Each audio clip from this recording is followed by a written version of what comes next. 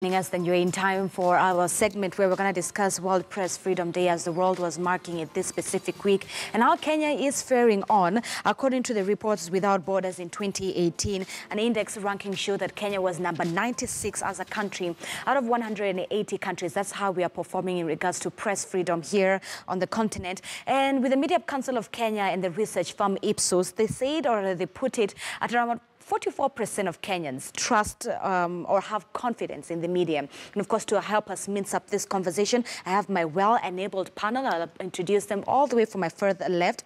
I have Emmanuel Yegan, who is the co-founder of mobile journalism website and of course a top contestant with Top Story, and closer to him is Dr. Wambui Wamunyu, who is a communication lecturer at Daystar University, and closer to me is Rose Lukalo, who is a veteran journalist. Ladies and gentlemen, thank you so much for your time this morning. Thank you. I would love to start with Dr. Wambui. I mean, 96 out of 180 countries, and of course on the African continent we're also not performing very well. Does that come surprising to you?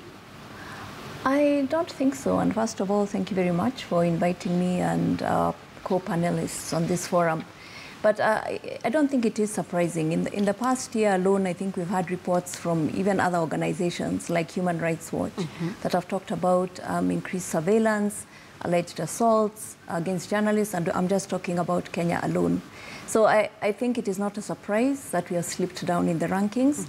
I think the concern within issues to do with press freedom is a press free and able to do the work that it is called to do. Right. And I think the reports are saying that in some instances, yes, in some instances, no. That is something to watch out for. Right. Rose, I mean, you've been in the game for quite a long time. Yeah.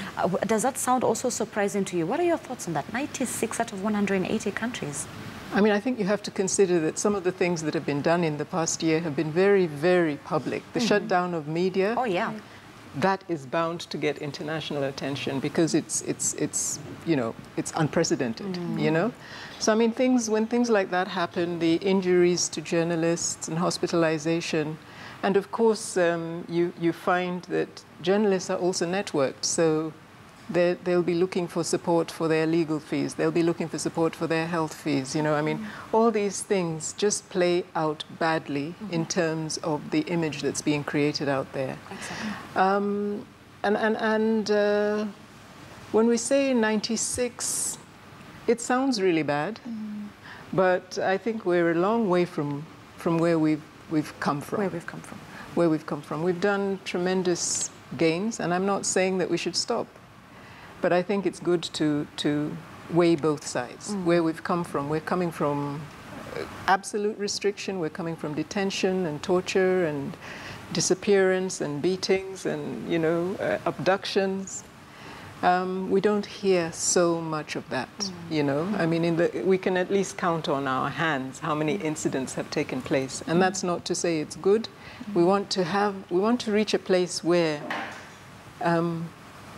those are historical. We shouldn't be talking about people who are working to give public information being harassed at all. You know. So we still have we've come a long way, but we still have a long way to go. Right. All right. Yeah. I mean, Emmanuel, for you, the sort of journalism you do is unique in the sense that your website is online. So even with the media shutdown that we saw last year, how was traffic within your specific websites? Were Kenyans still getting the information that they needed? Because, I mean, IPSOS and the MCK say that 44% of Kenyans have confidence in media. Well, we have seen a shift, a dynamic shift from the normal mainstream media. Right. And now people are relying on getting their information from online sources. And what we've done at mobile journalism is give people the power to tell their stories using their mobile phones from whatever location they are in. So even in the time when now we had the media shutdown, you see, a lot of people were looking for this information from the website. So people are checking on, you know, how the process is, what's going on in the country, aside now from the TVs because the 3 major television stations were shut. Exactly. So we still had traffic on that. And we had other journalists also writing with us, submitting stories on our platform. I want to now sort of bring this one specific down in regards to world press freedom. And let's talk about the fresh versus the fresh new journalists versus the veteran journalists that we have. And that's why I'm glad that I have Emmanuel here. Emmanuel, do you feel as if the sort of education that you got in university level properly prepared you for journalism? I wouldn't say it did, and I would have reasons for that. The reason is because most of what we do in school is more of the theoretical side, and then now when you come out here, you have another journey of still learning than now going into real practice.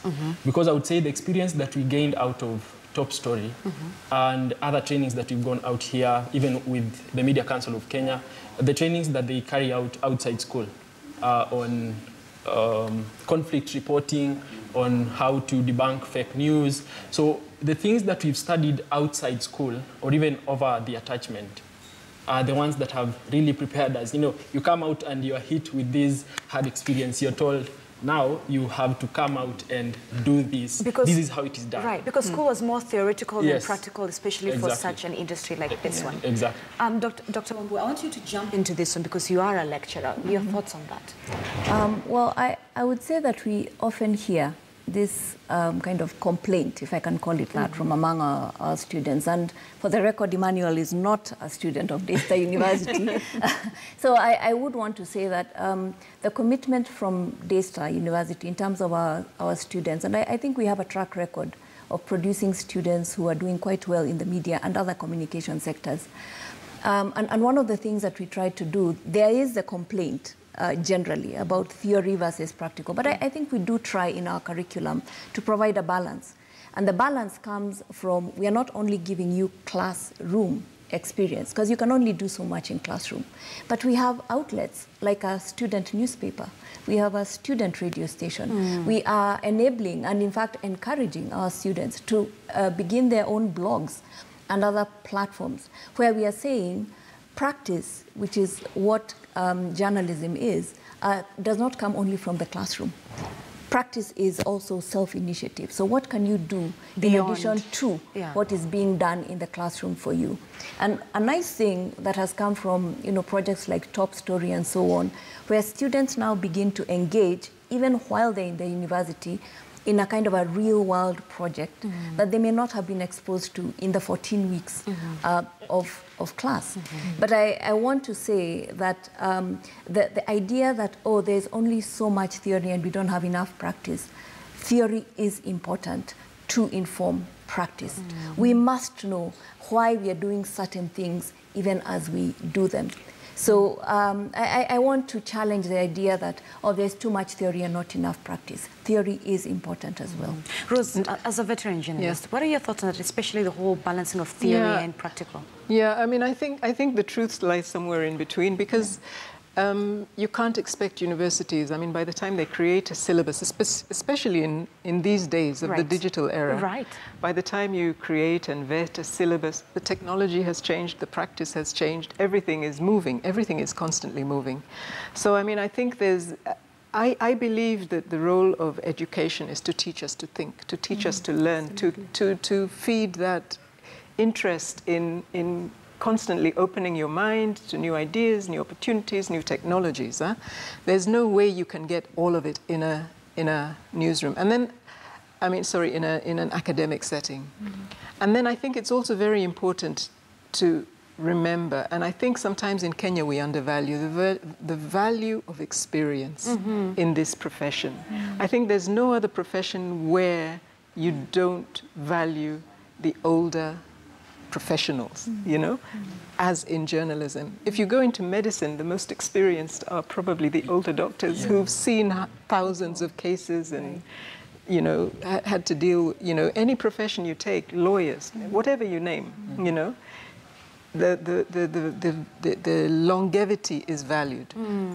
Even outside of Kenya, in journalism, if you look at other television stations, There's a mix. There's always a mix of age groups. And actually, Rose, that's good, because what I was actually going to throw now at you is how can we balance the new fresh faces in journalism world vis-a-vis, you know, with the veteran journalists, so the veterans can teach these new ones how things are done, because the new ones have also come with new energy and learning because of how newsroom are also changing. We're moving from analog to more digital. Absolutely. So how can newsrooms, how can journalists, not only here in Kenya and really on the African continent, how can those two bridge together?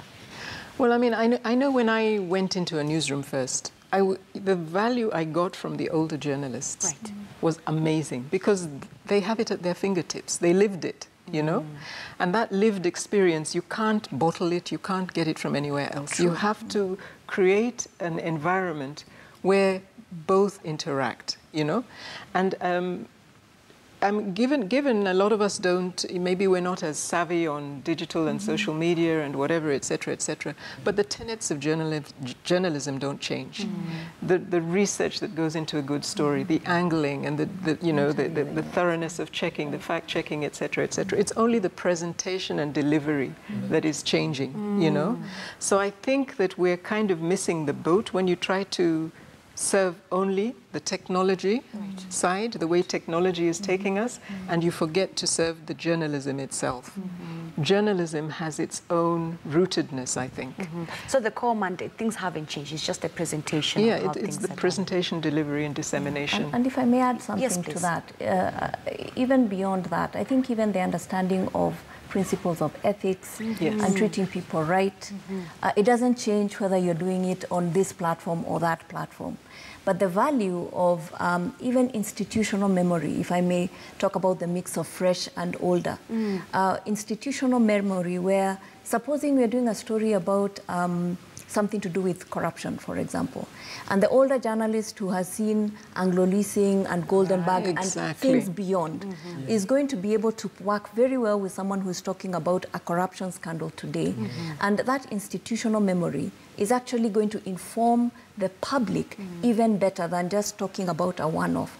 So I think this idea of how do we cover stories, what are the ethical and legal issues around them, that interaction between younger and older journalists can inform very well in terms of thinking about the larger issues around that. And even when you talk about corruption, for example, I was listening to you earlier when you were reviewing the press and you're talking about another corruption scandal. And it's almost becoming just facts and figures, but we're not. I mean, I just want to imagine that we need to ask what's broken. There's something in the system is broken if we're just constantly reporting 2 billion, 5 billion, 1 billion, 700 million. You know, it's almost like we're helpless. And I think there's another story, the story behind the story. A veteran journalist might be able to see institutional, failures, and maybe there's a disconnect between the old and new constitution. Maybe there's a lacuna in the legislation or policy. It's not just the surface story. Speaking of failures, Emmanuel, what do you think the younger journalists are doing wrong? Well, there's the expectations. Okay. That once you just get out of school, you want to be there. Right. Yeah, so you get out of class, you graduate, and you expect that immediately you're done with that, with classwork, you can be top.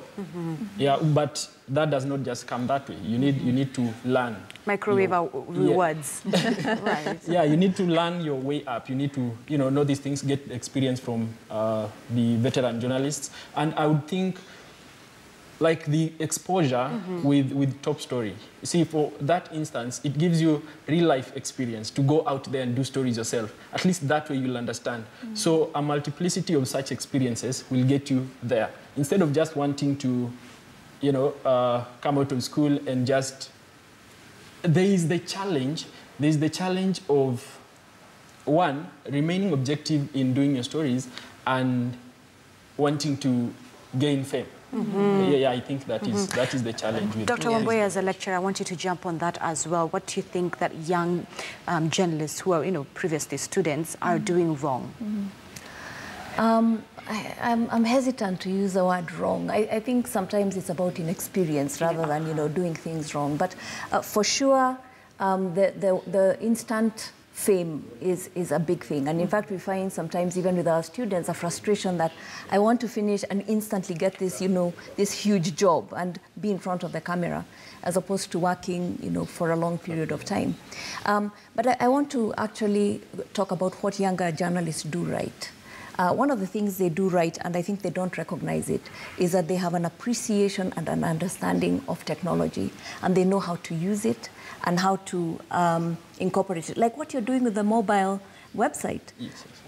That's innovation. Yes. And now how can you get someone like Emmanuel to work with somebody like Rose, for example, and you bring together this mobile platform to tell a unique story about corruption at a very high level, as opposed to as a one-off. So I think it's not even only about energy, it is about tech proficiency and tech savvy. So that's what I would say. All right. And Emmanuel, there's something that earlier on we were discussing, and we were saying the issue that as students, we just need to go beyond the homework that we're given by our lecturers, go beyond that. Do you feel as if students do that? They go beyond what they're given at home, I mean, in class? I would talk about what we do in school. I'm a student of Moi University, final year student. What happens is there's always the challenge, like she was saying, that students are asked to come up with their own blogs. See, there are platforms. There's a radio station in school, there's a TV station. Then you're challenged to take up the challenge and do something in that radio station. Host a show, go do news or something like that. Run your blogs. So there are those, of course, who do that, but there are others who just sit and wait. Right. But those aggressive ones who know what they want to achieve go out of their way, they run blogs. And actually, what we've done with mobile journalism is that we've incorporated all these students, all the media students, to submit stories, to do stories with us at mobile journalism, because what we tell them is, and that is what we do, is that once they submit with us, over time, they're building their portfolio. So that even when they get to like third year or fourth year where they need to go for an attachment, they can say, this is what I've been doing. Yeah, so there's a track record. You can see that you develop from this level to this other level. Okay, so joining the conversation this morning is Eric Odor, who is the Secretary General of the Kenyan Union of Journalists. Eric, it's so good to see you. Let us just quickly bring you up to speed here. We were sort of now analyzing the fresh journalists in newsroom and how we can work together with veteran journalists. But before we jump into that, I would love to hear your thoughts on how we ranked as a country after Reporters Without Borders marked us as 96 out of 180 countries and how we perform in regards to press freedom. Thank you so much. If you look at the ranking by Reporters Without Borders, actually that was surprising. We are expecting that. And if you look at, actually we've gone below by one index. So that means that you're not doing well. If you look at other countries, for example, like Ghana, which hosted this year's World Press Freedom Day, the global event, it's ranked number 23. Then Kenya is ranked number 98. So it tells you that there's something wrong that needs to be done. And this is a result of some of the actions that have been taken by the state. Right. Looking at the media shutdown, which most likely, I don't think even if it was factored in, is going to be factored in next year's ranking. So even next year, we are expecting having the ranking actually even to drop further. But if you look at some of the actions like attacks on journalists, some of the policies, some of the laws that actually have been there, because if you look at the Reporters Without Borders, what they're looking at some of the security amendment that actually was like 2 years ago, and some of the laws that have been amended. So that tells you that actually next year we don't expect anything better. Actually, we could even drop to number 100 and something. Maybe a change of policy would then help boost and protect journalists and press freedom here in Kenya? Exactly. So we need to, maybe we can, for us to boost that, it means that from this year onwards, we need to see some of actions that are being taken by the state geared towards protecting media freedom and also even the rights of journalists as well. Because you can't talk about press freedom without talking about the rights of journalists, individual journalists. All right. Rose, if there's something that I think that this new generation of us journalists are facing right now more than ever with the new trends that we're seeing of technology, fantastic, but it's fake news and the spreading of fake news. I mean, when you have IPSOS and Media Council of Kenya putting the confidence of the population, putting their confidence in media at 44%, that's not even close to half of it. Yeah. And it's because of fake news. And we saw this last year, and we've seen it even with the US election in different places. What are your thoughts on that? And how we journalists can then do our own part in combating it, so then we don't lose the trust of our viewers and of our readers and so forth?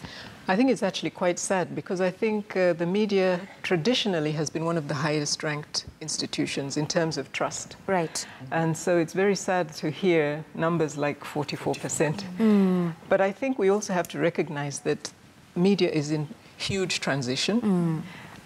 It's reorganizing. Newspapers and TV stations are losing audience to online. We're calling blogs and social media, we're calling all of it social media. So, I mean, I think we also need to be careful about how that study was, to interrogate it a little bit more deeply, and to understand the dynamic really in there.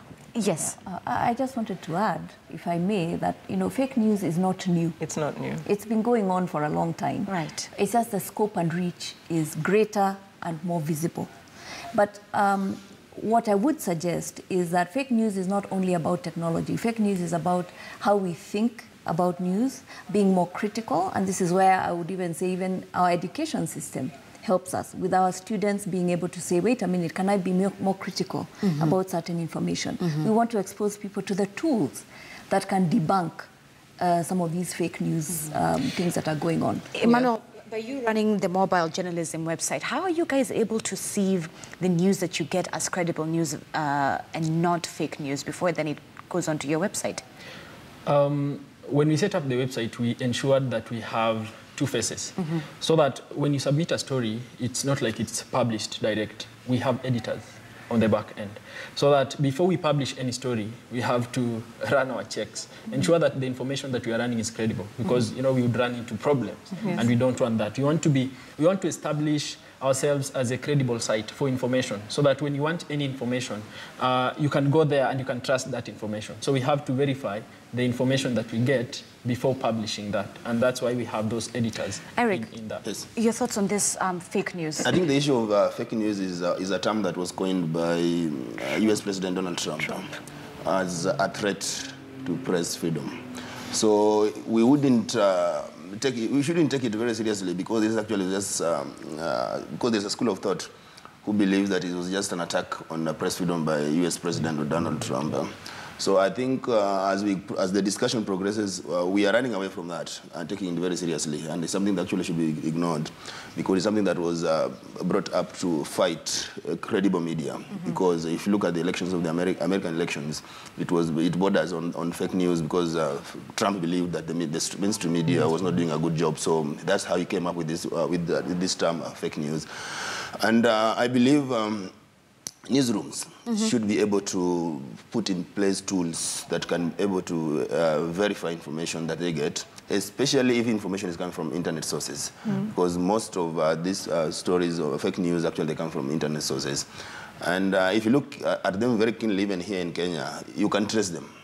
And there are known individuals actually who are fond of coming out with fake news and trying to spread them, because they already have, and I think working with the Media Council, I think there is an app that has already been developed that actually is helping even to trace who actually came up with this news and from which computer and what's the location of that individual.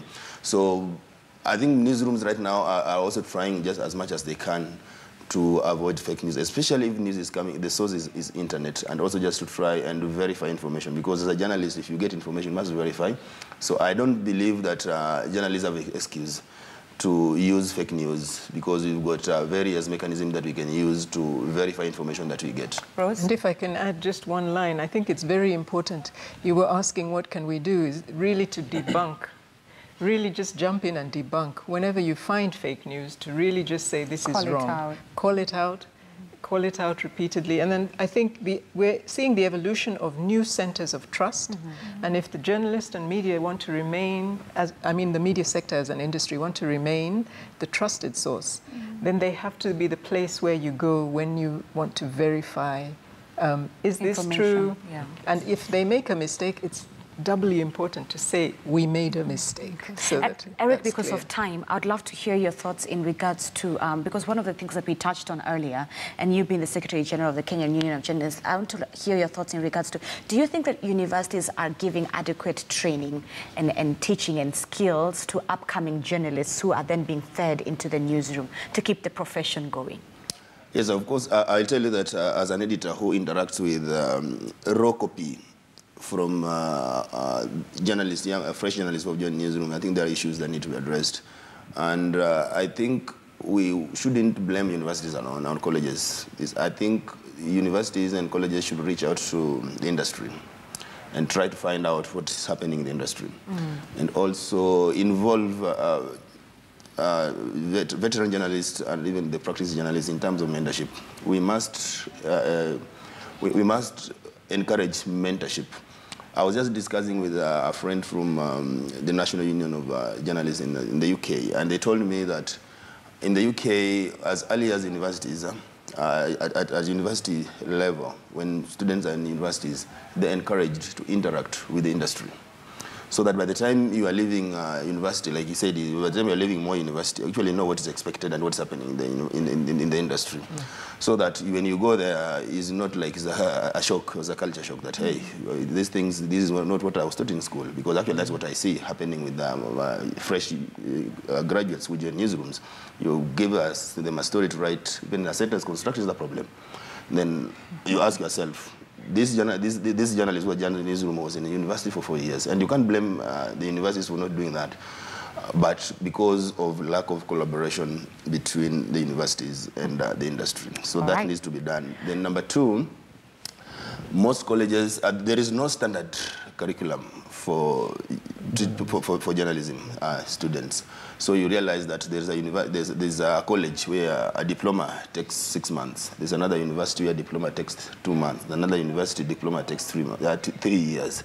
So you realize that somebody who has been in class for 6 months and has a diploma, and somebody who has been in class or in lecture hall for 3 years, there's a big difference. And even you look at the universities themselves, there's no standard course outline. Every university senate has its own course outline. So you realize that when these students are now taken out there after graduation, there's a huge difference. All right. Thank you so much. So that was going to be where we're going to stop this specific conversation. Eric Odoro is the Secretary General of the Kenyan Union of Journalists, and closer to him, Emmanuel Yegan, who is the co-founder of Mobile Journalism website, and Dr. Wambui Wamunyu, who is a communication lecturer at Daystar University, and Rose Lukalo, who is a veteran journalist. Ladies and gentlemen, thank you so much for your time this morning. Thank you. All right. So Weekend Express is taking one more commercial break, but when we come back, remember our conversation from last week in regards to safety in workplaces, and we promised you that this time round we will take a look at drills specifically. Well, that conversation is up next. Stay with us.